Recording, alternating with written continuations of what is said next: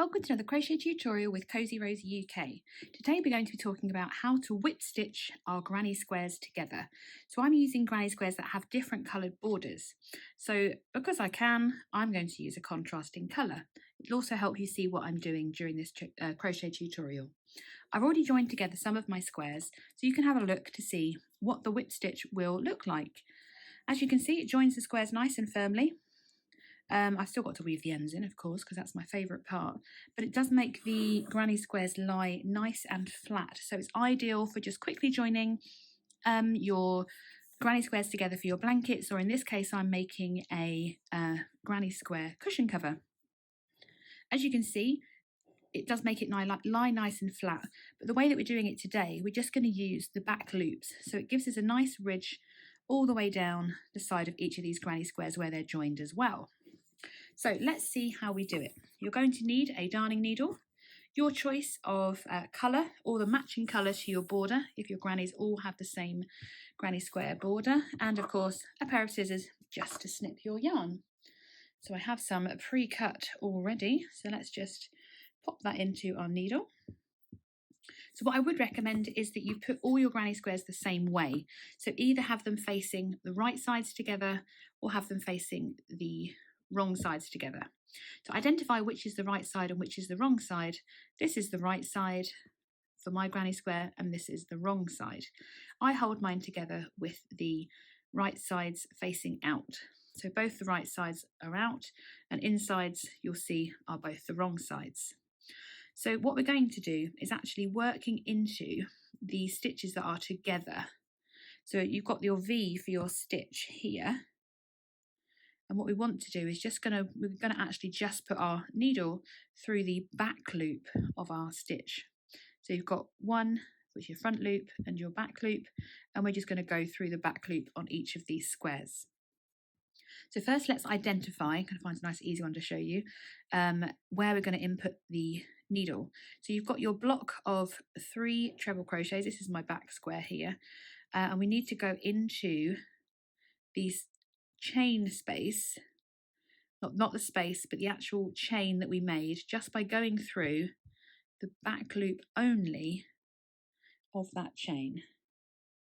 So just through the back there, and then we're going to find the same chain and go through the back loop of that chain on the opposing square. So we've just got one loop from each of these chains that we've made. I'm just going to pull the yarn through. I've got far too much yarn here. Let me just get rid of that. So we've got a little end there, and then we're going to just literally go through the same 2 loops again. There we go. Same 2 loops again. And that will just help secure it as we start. We're going to literally do this for every stitch along. We want to make sure that the corresponding stitches are being worked into. So the next stitch we're going to work into is the top of that treble here.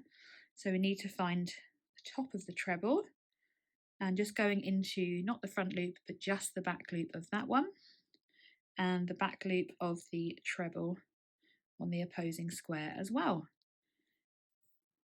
Just pull that needle through. And that is how you whip stitch. Always insert your needle in the same direction. Just pull that around the back, sorry.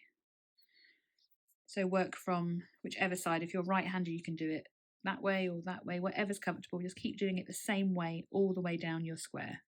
So again, just find those back loops and work through both of those. Oops, sorry. And the same again. So the back loop and the back loop. If you wanted to, you can actually lay it flat to do this so that you can see where you've worked.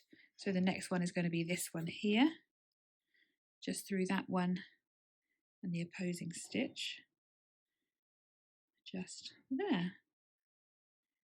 And we're going to do that the whole way down this square, working through all of the back loops so that we reach the bottom of the square.